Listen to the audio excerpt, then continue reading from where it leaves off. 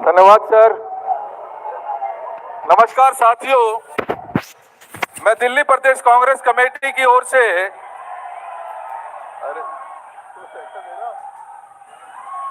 देश का ये संविधान भी चाहते हैं। नमस्कार साथियों, मैं दिल्ली प्रदेश कांग्रेस कमेटी की ओर से हमारे राष्ट्रीय अध्यक्ष सम्माननीय श्री मल्लिकार्जुन खड़गे जी का, माननीय न्याय योद्धा श्री राहुल गांधी जी का, आदरणीय प्रियंका गांधी जी, केसी वेणुगोपाल जी, अजय माकन जी तथा मंच पर विराजमान सभी वरिष्ठ कांग्रेस नेताओं का हृदय से स्वागत करता हूं। आदरणीय सोनिया गांधी जी, जो हम सब की प्रेरणा स्रोत है, मैं दिल की गहराइयों से आपका स्वागत करता हूं, धन्यवाद करता हूं कि इस वातावरण खराब होने के बावजूद भी आप इस महारैली में पधारे। आप सभी को मेरा नमस्कार और अभिनंदन। दिल्ली और देश के कोने कोने से आए सभी भाइयों और बहनों को इस ऐतिहासिक रामलीला मैदान में हार्दिक स्वागत है। साथियों, दुनिया के सबसे बड़े लोकतंत्र भारत में लगातार संविधान को कमजोर करने की कोशिश की जा रही है। लोकतांत्रिक संस्थाओं के साथ साथ संविधान द्वारा दिए गए एक व्यक्ति एक वोट के मौलिक अधिकार को हमसे छीनने की साजिश की जा रही है। ऐसे हालात में लोकसभा में विपक्ष के नेता आदरणीय श्री राहुल गांधी जी ने देश के लोकतंत्र की रक्षा के लिए तथा आपके वोटों की चोरी के विरुद्ध तथ्यों के साथ प्रेस वार्ता करके निर्भीक होकर सच्चाई उजागर की है। अब मोदी सरकार पूरी तरह मौन और जवाबहीन हो गई है। वोट चोरी के विरोध में देश भर के लोगों ने वोट चोर गद्दी छोड़ अभियान का समर्थन करते हुए ये 5 करोड़ हस्ताक्षर मोदी सरकार को कटघरे में खड़ा कर दिया है। संविधान बचाने और लोकतंत्र की रक्षा के लिए विशेषकर दलितों, पिछड़ों, हमारे देश के गरीब, मजदूरों, किसानों तथा सभी शोषित वर्गों की लड़ाई लड़ रहे सच्चे न्याय योद्धा आदरणीय श्री राहुल गांधी जी को मैं हृदय की गहराइयों से धन्यवाद देता हूं, क्योंकि वे आज संसद से सड़क तक हर गरीब, मजदूर, किसान और पीड़ित नागरिक की आवाज को पूरी प्रखरता के साथ बुलंद कर रहे हैं। मैं दिल्ली प्रदेश कांग्रेस के उन कर्मठ कार्यकर्ताओं का भी आभार व्यक्त करता हूं जो पार्टी के लिए जुटे हैं तथा आदरणीय राहुल गांधी जी को सुनने के लिए इतनी बड़ी संख्या में यहां पर एकत्रित हुए हैं। देश के लोगों ने और पार्टी के जुझारू कार्यकर्ताओं ने यह ठान लिया है कि जब तक वोट चोरी करके गद्दी पर बैठे इन वोट चोरों को सत्ता से बेदखल नहीं कर देंगे, तब तक हम चैन से नहीं बैठेंगे। एक बार पुनः आप सभी का हार्दिक स्वागत और आप सभी का आभार व्यक्त करता हूं। अब मैं 3 बार बोलूंगा वोट चोर, आप बोलेंगे गद्दी छोड़। दोनों हाथ खड़ा करके बोल दीजिएगा प्लीज। वोट चोर, वोट चोर, वोट चोर। बहुत बहुत धन्यवाद। जय हिंद, जय भारत, जय कांग्रेस। शुक्रिया देवेंद्र भाई। और अब वो घड़ी आ गई, मैं बगैर किसी औपचारिकता के वो बुलंद आवाज जो संसद से बाहर तक हिंदुस्तान के कोने कोने गूंजती है तो मोदी सरकार की चूल्हे हिलती हैं। अनुरोध करूंगा भारतीय राष्ट्रीय कांग्रेस की महासचिव आदरणीय प्रियंका गांधी जी से कि वो आए और अपनी बात आपके समक्ष रखें।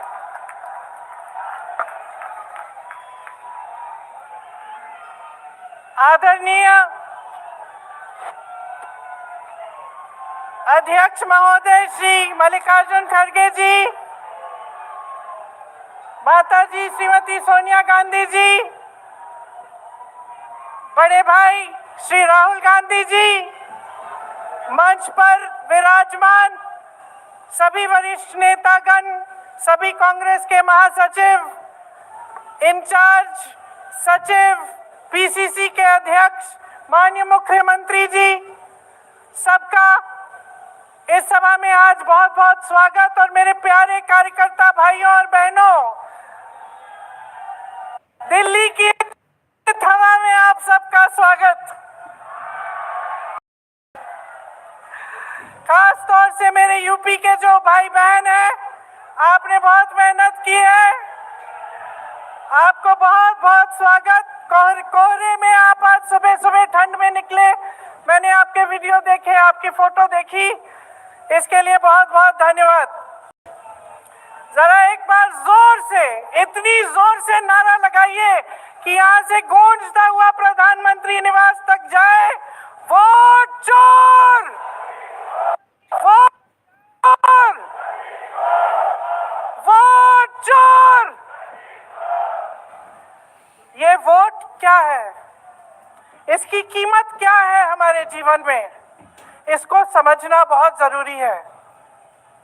बहुत समय पहले जब आजादी की लड़ाई शुरू हो रही थी और नेहरू जी जगह जगह जाते थे लोगों से मिलने के लिए, तो एक नारा गूंजता था। जब वो पहुंचते थे तो देश की जनता भारत माता की जय जयकार करती थी। उस समय नेहरू जी ने इस बात का उल्लेख किया कि भारत माता क्या है।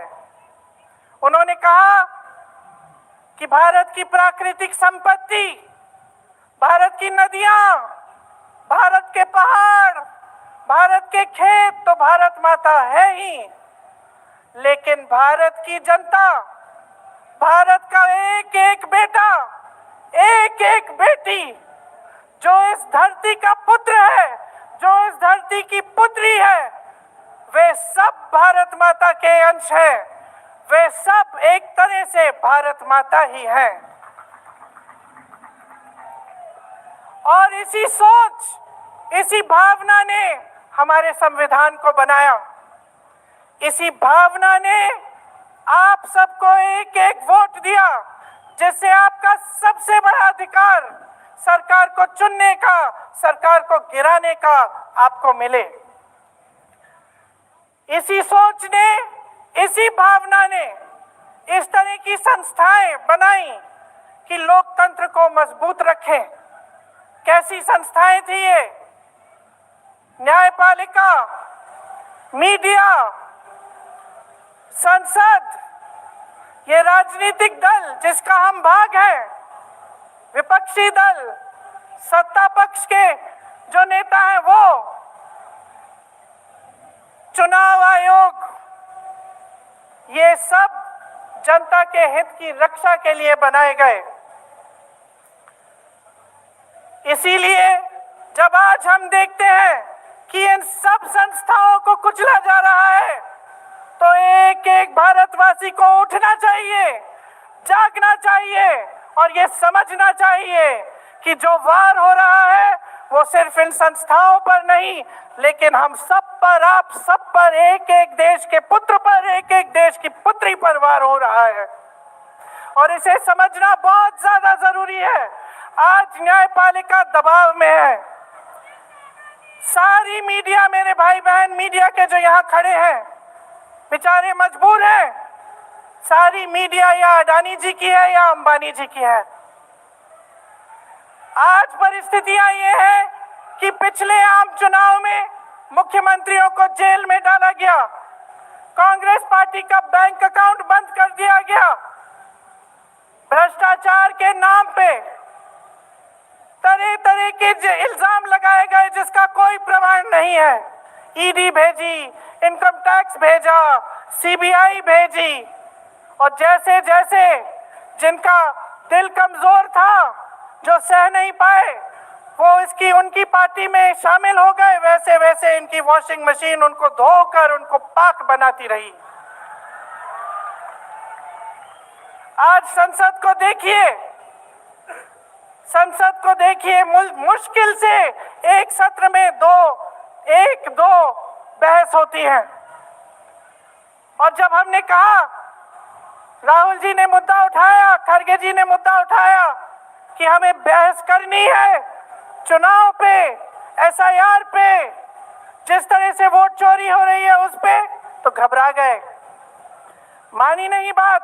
अंत में जाकर कैसे माने कि हम वंदे मातरम पर भी चर्चा करेंगे।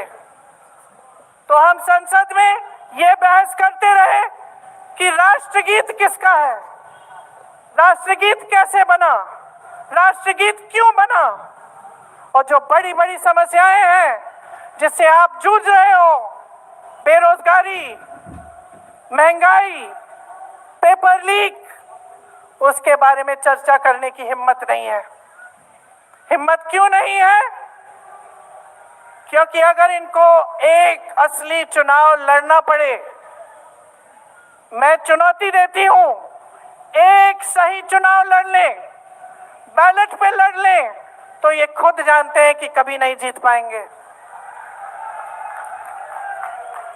आज आपको मायूस होने की जरूरत नहीं है कि बिहार का चुनाव हार गए, क्योंकि पूरा देश देख रहा है कि ये चोरी से जीतते हैं। राहुल जी ने प्रेस कॉन्फ्रेंस की, पहले हरियाणा की बात बताई, महाराष्ट्र की बात बताई, कर्नाटक की बात बताई, बिहार में एसआईआर करके 65 लाख वोट काट दिए गए। और अगर ये सारे प्रमाण आप अलग कर दें तो एक साफ और साधारण बात सामने आती है।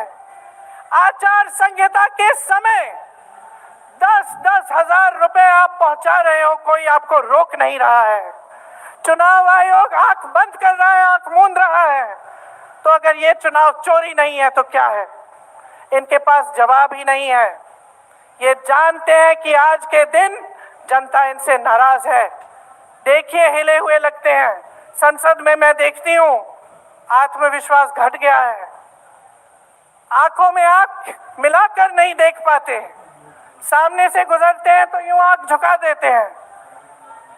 आत्मविश्वास कम हो गया है, घट गया है, अपने आप में विश्वास घट गया है, क्योंकि जनता का विश्वास भाजपा से, इनकी सरकार से, प्रधानमंत्री मोदी जी से, अमित शाह जी से सबसे हट चुका है।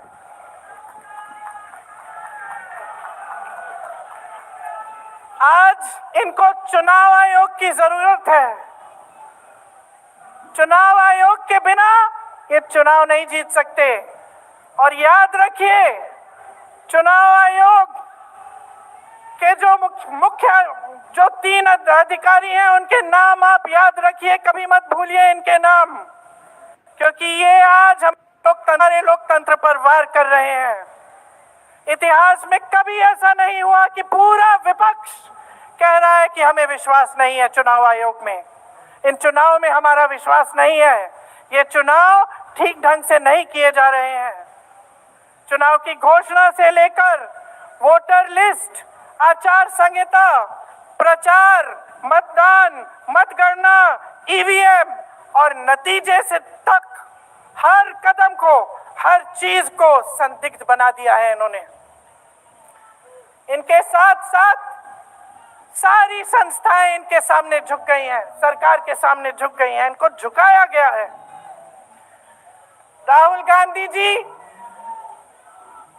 ने बिहार चुनाव में लंबी यात्रा की एसआईआर के खिलाफ।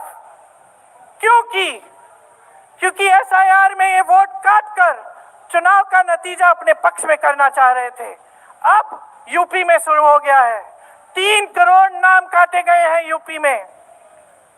कितना योग्य है ये चुनाव आयोग भाजपा के लिए?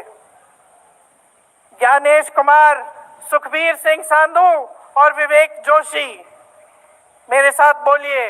ज्ञानेश कुमार, सुखबीर सिंह सांधू, विवेक जोशी। ये देश इन 3 नामों को नहीं भूलेगा।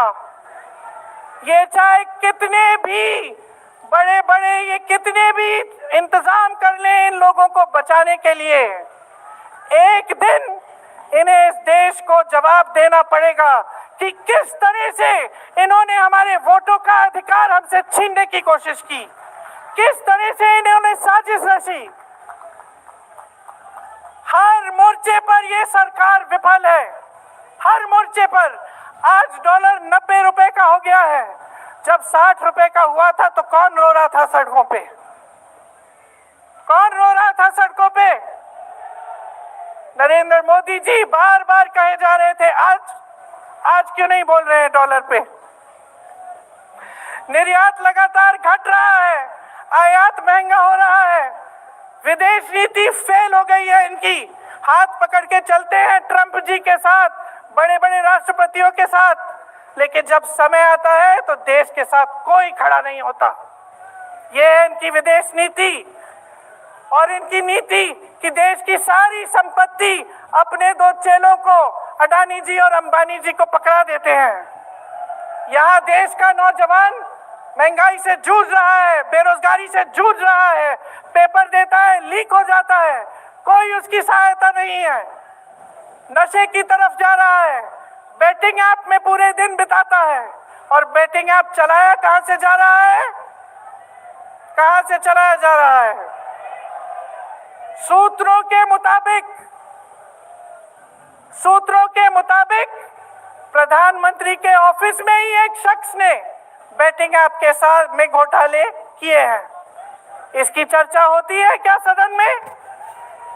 क्यों नहीं होती? आपकी बेरोजगारी की चर्चा होती है, महंगाई की चर्चा होती है, मेरी बहनें यहाँ खड़ी हैं, आपकी सुरक्षा की चर्चा होती है, ना सदन में होगी, ना बड़ी बड़ी रैलियों में करेंगे ये लोग, ना आपके पास आकर आपसे बात करेंगे, आपके हालचाल पूछेंगे, आपसे पूछेंगे कि किस संघर्ष से आप गुजर रहे हो, कैसे जी रहे हो, क्योंकि हिम्मत नहीं रही इनकी, हिम्मत नहीं रही। जो था, जो बना था, जो 75 सालों से सबने संघर्ष करके बनाया था, वो सब तमाम बिगाड़ रखा है। तो मैं यहाँ लंबी बात नहीं करना चाहती, आपसे सिर्फ ये कहना चाहती हूँ कि आपका ध्यान भटकाने के लिए रोज रोज ये कोई नया मुद्दा निकालते हैं। आप खुद देख रहे हैं, आप अपना ध्यान केंद्रित करिए। ये वोट का अधिकार आपका सबसे बड़ा अधिकार है। इन्होंने सब कुछ खत्म कर दिया है, लेकिन सच्चाई आप देख रहे हैं, सच्चाई आप आज समझने लगे हैं, और वो सच्चाई आपकी सच्चाई है, आप जीते हैं उसे। ये आपका अधिकार है जो आस्ते आस्ते आपसे लिया जा रहा है। हमारी एक लंबी लड़ाई है, भारत माता की आत्मा की रक्षा की लड़ाई है।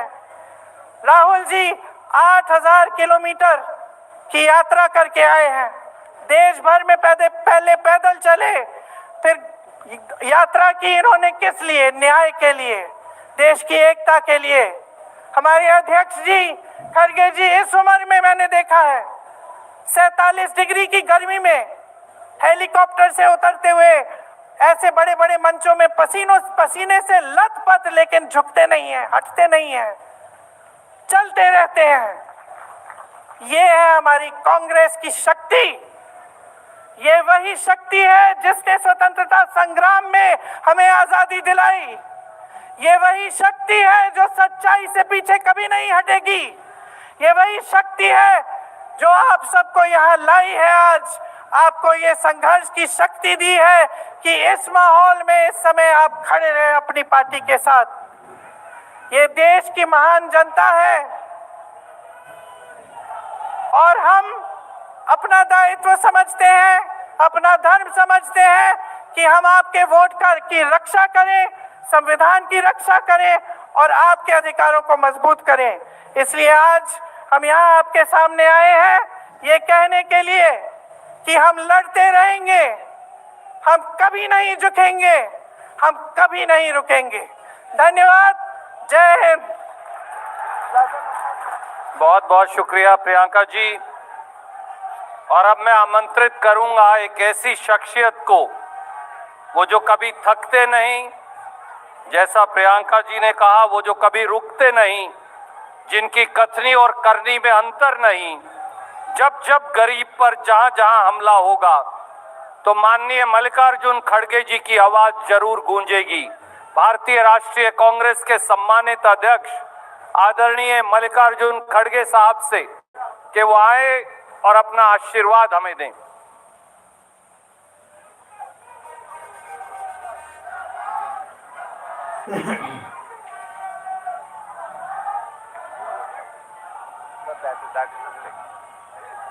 राहुल जी ने कहा कि वो पहले बोलेंगे और आपसे अपनी बात रखेंगे। आदरणीय राहुल गांधी जी।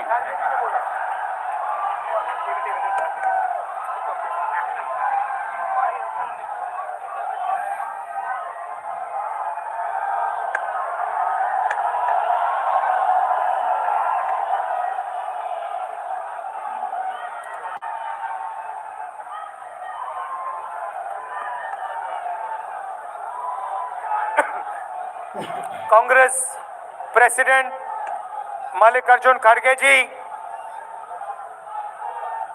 सोनिया गांधी जी, अजय माकन जी, केसी वेणुगोपाल जी, काजी निजामुद्दीन जी, देवेंद्र यादव जी, CWC के members, chief ministers, PCC presidents, CLP leaders, MPs, MLAs, DCC presidents, हमारे प्यारे कार्यकर्ता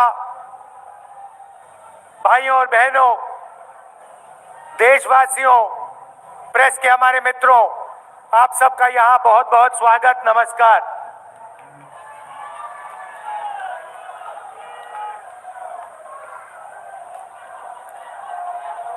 अभी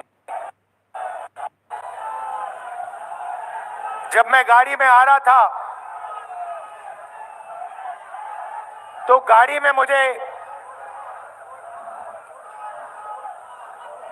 में मुझे बताया कि अंडमान निकोबार में मोहन भागवत ने एक बयान दिया। मेरा भाषण का प्लान दूसरा था, मगर जब मैंने उनका बयान सुना तो मैंने अपना पूरा प्लान बदल दिया, भाषण का प्लान। गांधी जी कहते थे कि सत्य सबसे जरूरी चीज है। हमारे धर्म में सत्य को सबसे जरूरी माना जाता है। आपने सुना होगा सत्यम शिवम सुंदरम, सुना है? हमारे धर्म में कहा जाता है सत्यम शिवम सुंदरम।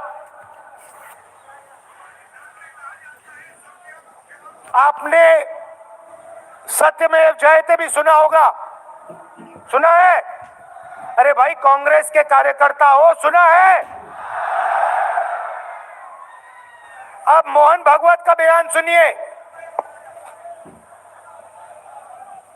विश्व सत्य को नहीं, शक्ति को देखता है। जिसके पास शक्ति है उसे माना जाता है। यह मोहन भागवत की सोच है, यह विचारधारा आरएसएस की है। हमारी विचारधारा, हिंदुस्तान की विचारधारा, हिंदू धर्म की विचारधारा, दुनिया के हर धर्म की विचारधारा कहती है कि सत्य सबसे जरूरी है। और भगवत कहता है सत्य का कोई मतलब नहीं है, सत्ता जरूरी है। इस बात की लड़ाई हो रही है हिंदुस्तान में। भाई और बहनों, सत्य और असत्य के बीच में लड़ाई हो रही है। और मैं आपको इस स्टेज से गारंटी देके कहता हूं, आप देखना, हम सत्य को लेकर, सत्य के पीछे खड़े होकर नरेंद्र मोदी और अमित शाह को, आरएसएस की सरकार को हिंदुस्तान से हटाएंगे। उनके पास सत्ता है, वो वोट चोरी करते हैं, देखिए आपके सामने पड़ा है। वो वोट चोरी करते हैं। 10,000 रुपए चुनाव के समय, चुनाव हो रहा है, 10,000 रुपए वो देते हैं। उनके इलेक्शन कमिश्नर हैं जिनके नाम अभी प्रियंका जी ने लिए, मैं भी ले लेता हूं। है ज्ञानेश कुमार, डॉक्टर सुखबीर सिंह सांधू, डॉक्टर विवेक जोशी। याद रखिए,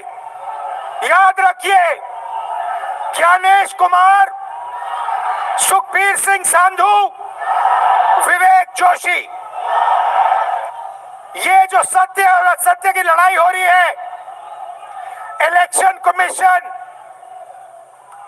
बीजेपी के सरकार के साथ मिलकर काम कर रहा है और इनको जितनी भी इम्यूनिटी देनी है दे दो। नरेंद्र मोदी जी ने इलेक्शन कमिश्नर्स के लिए कानून बदला, नया कानून लाए, कहा कि इलेक्शन कमिश्नर कुछ भी करे उन पर एक्शन नहीं लिया जा सकता है, उन पर कार्रवाई नहीं ली जा सकती है। मैं स्टेट से आपको कह रहा हूं, कांग्रेस पार्टी आपको कह रही है, आप मत भूलिए, आप हिंदुस्तान के इलेक्शन कमिश्नर हो, आप नरेंद्र मोदी के इलेक्शन कमिश्नर नहीं हो। और हम आपको साफ कह रहे हैं, ये जो कानून बना है, आपकी रक्षा करने के लिए कानून बना है। इस कानून को हम बदलेंगे, रेट्रोएक्टिवली बदलेंगे और आपके खिलाफ एक्शन लेंगे,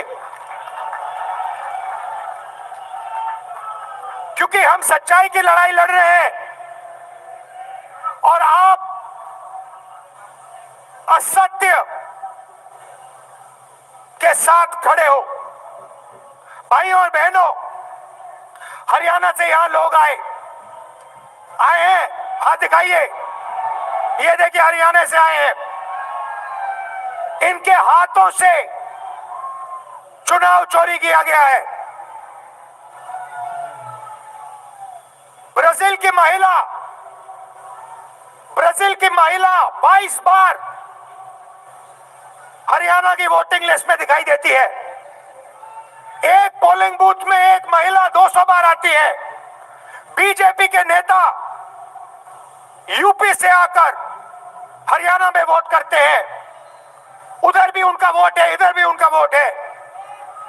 लाखों डुप्लीकेट वोटर हैं।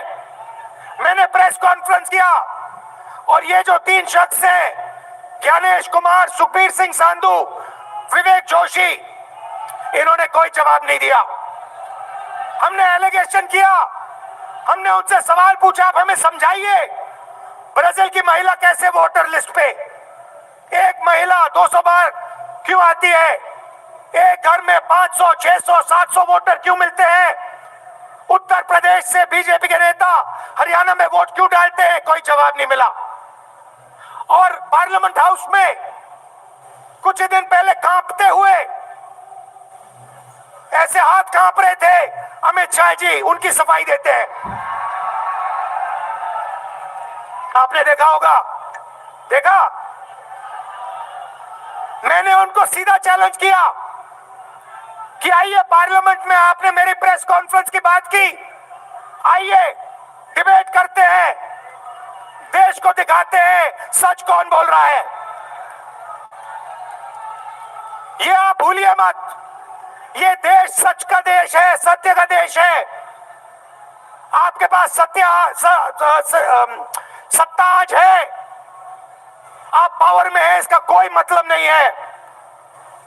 देश की जनता सत्य को समझती है, सत्य के लिए लड़ती है। ये देश सत्य के लिए जान दिया है। आपने देखा अमित शाह को, हाथ देखा अमित शाह का, हाथ देखा कांपते हुए ऐसे देखा, क्यों हाथ क्यों कांप रहा था, मैं बताता हूं। क्योंकि ये बहादुर जब ही है जब इनके हाथ में सत्ता है। जैसे ही इनके साथ से सत्ता निकलेगी, आप देखना इनकी बहादुरी कहां जाएगी।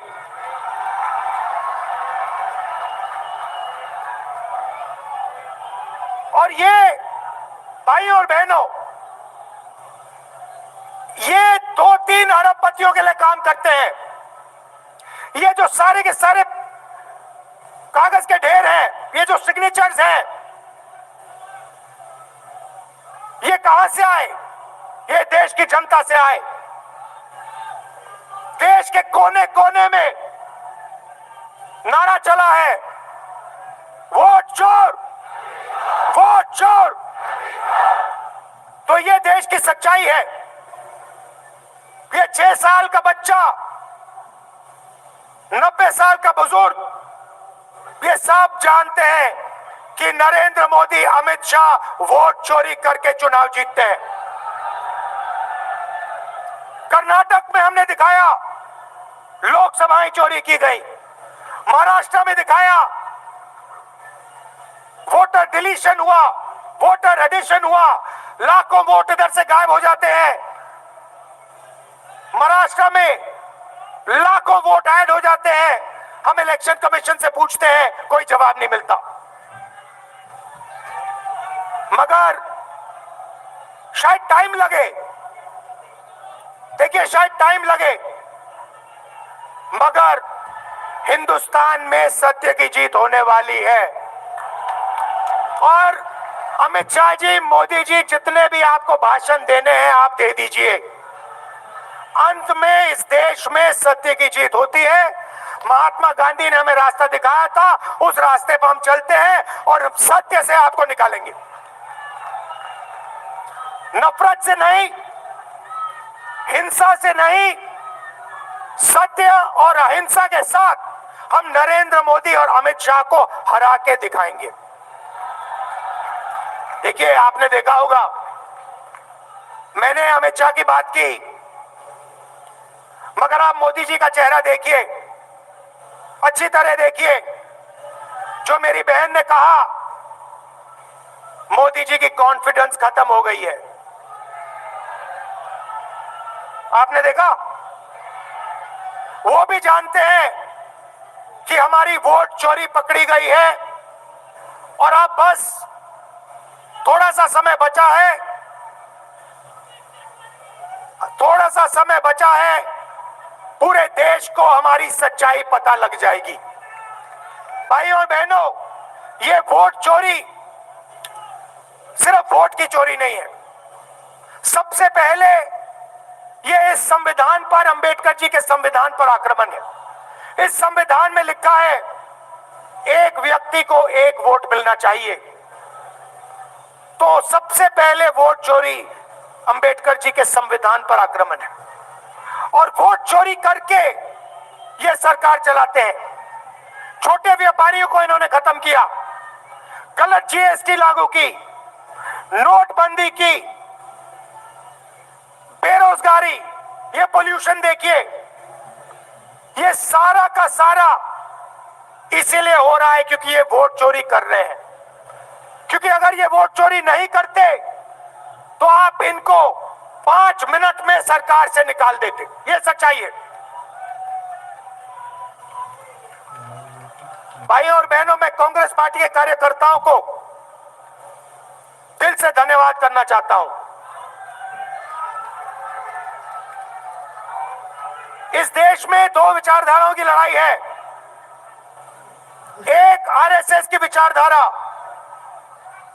जो मोहन भगवत जी ने कहा, जो सत्य के खिलाफ है और सत्ता के लिए कुछ भी कर सकती है। और दूसरी हमारी विचारधारा, आपकी डीएनए, आपके खून की विचारधारा, सत्य की विचारधारा, अहिंसा की विचारधारा।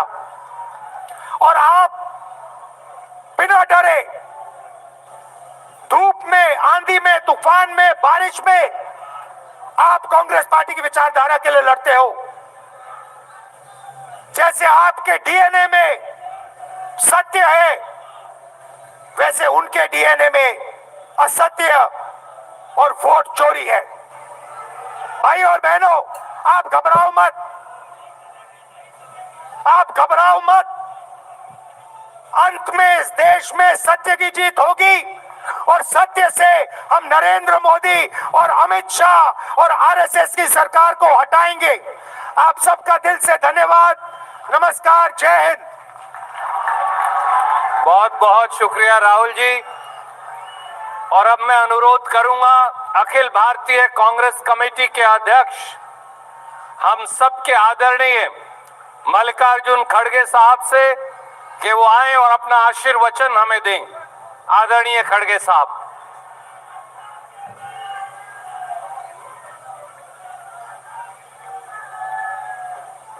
हमारे पार्टी के वरिष्ठ नेता और हम के चाहते यूपीए चेयरपर्सन सोनिया गांधी जी,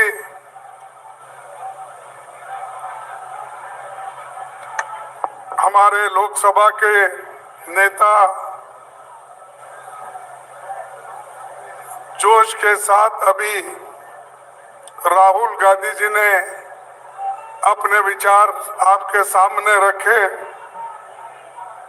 और श्रीमती प्रियंका गांधी जी,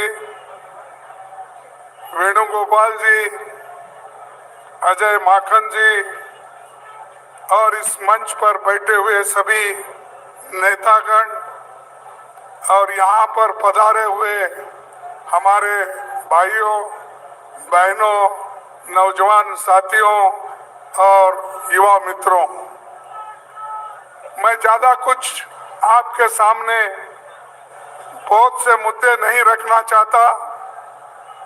सिर्फ आपको ये कहना चाहता हूँ, जो राहुल गांधी जी इस देश के लिए, इस देश के जनता के लिए जो लड़ रहे हैं, उस लड़ाई को मजबूत करना हम सब का काम है। ये मैं आपसे विनती करने आया हूं।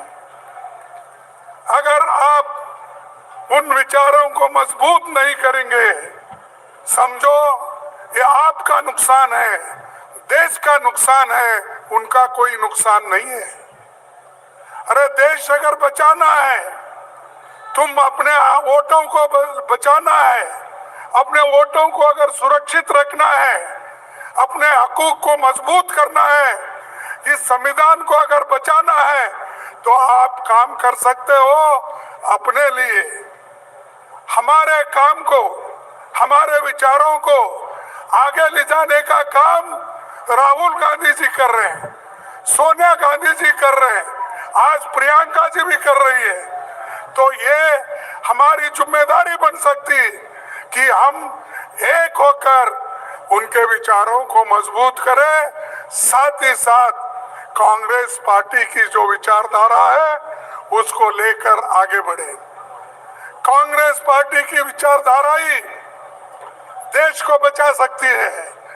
भागवत की विचारधारा, गोलवाल गुरु जी की विचारधारा या हमारे मनुस्मृति की विचारधारा ये देश को बचाएंगी नहीं, ये देश को खत्म कर देगी। और उसी रास्ते पे मोदी चल रहे हैं और उसी रास्ते पे बीजेपी चल रही है। आहिस्ता आहिस्ता ये लोग संविधान के खत्म करने की कोशिश कर रहे हैं। और जो हिंदू धर्म में तो सब लोग हैं, हिंदू धर्म के नाम पर, हिंदुत्व के नाम पर वो लोग फिर गरीबों को गुलामी में रखना चाहते हैं। अगर तुम गुलामी में रहना चाहते हो, अगर अपने स्वाभिमान को धक्का देने के लिए उनको आह्वान करते हो, तो आप पूरा खत्म हो जाएंगे। अरे देश जो आजादी मिली, वो आजादी कांग्रेस ने दिलाई, मोदी ने दिलाई। अरे मोदी अभी पैदा भी नहीं हुआ था। हा? अमित शाह वो तो और भी बच्चा था।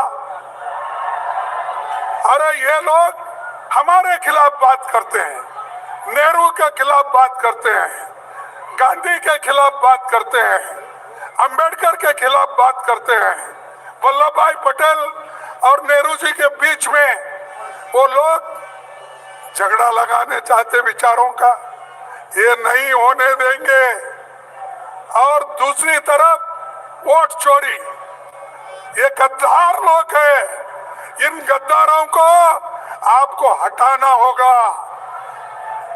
अगर आप अपनी सुरक्षा कर लेना है, आप मजबूत बनना है, तो इन गद्दारों को हटाओ। उसके लिए ही राहुल गांधी जी ने 600 800 किलोमीटर उन्होंने चला। और ये सब बीजेपी में नेता लोग हैं, वो सब नाटक करने वाले हैं, ड्रामेबाजी के लोग हैं। वो कभी चले नहीं, कई गरीबों से मिले नहीं, सिर्फ अपना प्रचार करते फिर रहे, हर बात को प्रचार। और अब हमारे को परसों कुछ उनके बीजेपी के लोग एक सवाल उठाए थे। वो कह रहे थे कि पार्लियामेंट के बाद राहुल गांधी जी बाहर जा रहे हैं। अरे जब पार्लियामेंट चलती है तो मोदी जी बाहर जाते हैं, पार्लियामेंट में नहीं आते। पार्लियामेंट में बैठकर हमारे सवालों का जवाब नहीं देते हैं। जो कुछ राहुल जी पूछते हैं, जो कुछ प्रियंका जी ने परसों पूछा, उसका एक सवाल भी, एक जवाब भी उस सवाल का नहीं आया। वंदे मातरम पे देश के लोगों को गुमराह करने का, खुद वोट चोरी करके आके वहां पर गद्दी पे बैठे हैं। इन गद्दारों को हटाना होगा। आप हटाएंगे तो हम आपका पूरा साथ देंगे। और राहुल गांधी जी, प्रियंका जी, हम सोनिया गांधी जी और इस मंच पे कितने लोग यहाँ बैठे हुए, वो सब आपके साथ हैं। और ये सभी लोग बीजेपी के विचारधारा को, आरएसएस के विचारधारा को खत्म करने का एक उन्होंने शपथ ली है, और आपको भी उस शपथ के तहत चलना पड़ेगा। आरएसएस और बीजेपी ये जो विष की बीज बो रही है, ये बहुत खतरनाक है, खास करके गरीबों के लिए।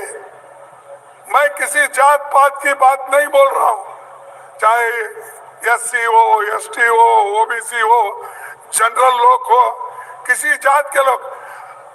अगर गरीब के हाथ में जो बाबा साहब अंबेडकर, पंडित जवाहरलाल नेहरू जी और कॉन्स्टिट्यूंट असेंबली ने मिलकर ये जो आपको हक दिया, संविधान दिया और वोट डालने का अधिकार दिया, अगर ये वोट डालने का अधिकार ही चले गया, आप क्या करेंगे? या अमीर गरीब का झगड़ा है, लेकिन ये लोग वो तो छोड़ दिए, वो तो हमेशा गरीबों के बारे में सोचते नहीं, और अमीर लोगों को और अमीर बना रहे हैं और गरीब को और गरीब बनाया। तो इसीलिए भाइयों, हमारी लड़ाई गरीबों के लिए है, हमारी लड़ाई आरएसएस और बीजेपी के खिलाफ है, हमारी लड़ाई इन गद्दारों के खिलाफ है, हमारी लड़ाई जो वोट चोरी कर रहे हैं उनके खिलाफ है। तो इसीलिए आपको मजबूत बनना होगा, हर गांव-गांव जाना होगा, हर गांव-गांव जाके आप अपनी बात बताना होगा। मैं परसों, मुझे याद आ रहा है, मैं परसों अपने घर में बैठा था। उस वक्त राहुल जी ने पूछा कि आप बेंगलोर जा रहे हो? मैं बोला हाँ। फिर उसके बाद में फिर थोड़े मिनट में बोला ना। तो वो बोले क्यों? मैंने कहा कि ये वोट चोरी रैली निकल रही है, बड़े बड़े सभी कन्याकुमारी से कश्मीर लोग आ रहे हैं, वेस्ट बंगाल से लेकर गुजरात तक आ रहे हैं, इनको छोड़ के जाना मुश्किल है। और एक बात मैं कहना चाहता हूँ, वो इतना बड़ा इंसान है, मैं तारीफ उनकी करने के लिए यहाँ नहीं ठहरा, लेकिन हमेशा कंपैशन और गरीबों के बारे में सोचने वाले वो व्यक्ति है। तो मैं थोड़ा देर चुप बैठा, और मेरा बेटे का 8 घंटे का ऑपरेशन था परसों। तब मैंने सोचा, अरे 8 घंटे का ऑपरेशन है। मेरी पत्नी मुझे फोन की, मेरी बेटी डॉक्टर है, उसने किया, घर के 3-4 लोग फोन किए कि ये बड़ा ऑपरेशन है, आपको आना चाहिए। तो मैंने उनको बोला ठीक है ठीक है। फिर आखिरी में सोचा, अरे इस देश के लिए बॉर्डर पे जाके ये जवान मरता है अपने मातृभूमि के लिए, और देश के हित में इंदिरा गांधी जी कुर्बान दी, राजीव गांधी जी कुर्बान दिए, और सोनिया गांधी जी सब कुछ त्याग की, और मैं अपने बेटे के लिए जाऊं और ये पार्लियामेंट छोड़ के और यहाँ पर जो वोट चोरी का इतना बड़ा जो जुलूस है या बहुत बड़ी लड़ाई है, इस लड़ाई के छोड़ को मैं नहीं जाऊंगा। जैसा कि सरहद पे जवान लड़ता है, जैसा कि हमारे सोनिया गांधी जी लड़े हैं, जैसा कि हमारे राहुल गांधी पैदल चल रहे हैं, अरे मेरा एक बेटा को अगर कुछ भी हुआ ठीक है, लेकिन देश के 140 करोड़ लोगों को बचाना है, इसलिए मैं रहूंगा। इसलिए मैं यहाँ पर आज हाजिर हूँ, और लड़ाई में हमेशा पीछे नहीं हटना। अगर आप पीछे हटेंगे तो मर गए। डरो मत, कुछ भी आने दो। चंद लोग ऐसे होते हैं, कुछ ईडी का आया मैं क्या करूं, कुछ सीबीआई का आया मैं क्या करूं। और अरे इतने से छोटी सी चीज को अगर आप डरते हो तो आप जान देने की बात करते हो कभी कभी पार्टी के लिए। तो मैं बोलूंगा कि ये बात आपसे मन से निकालो, धैर्य रखो, सोच से कदम उठाओ, हम सब मिलके काम करेंगे, ये मोदी कहीं नजर नहीं आएगा। आज मोदी जीत की हर जगह बहुत बड़ा भाषण करता है, लेकिन उसकी जीत उसको खुशियां लाई होंगी। हम हारे हैं बहुत से जगह, लेकिन हम हारे तो भी हमारी पार्टी, हमारी विचारधारा जिंदा है। अगर एक बार मोदी हारा, उसका कहीं भी नामो निशान नहीं रहेगा, कहीं दिखेगा भी नहीं। हम 10 बार हारे, 2 बार हारे, 5 बार, हम जिंदा है, लड़ने के लिए तैयार है। तो इसलिए भाइयों, आप मजबूत बनो, तैयारी करो, अब मायूस मत हो जाओ। आज देखिए केरला में हमने जीता, मैं उन सबको कांग्रेचुलेट करता हूं, केरला के नेताओं को जिन्होंने कोशिश करके। मैं 2 स्लोगन कहूंगा, आपको कहना होगा। वोट चोरी, वोट चोर।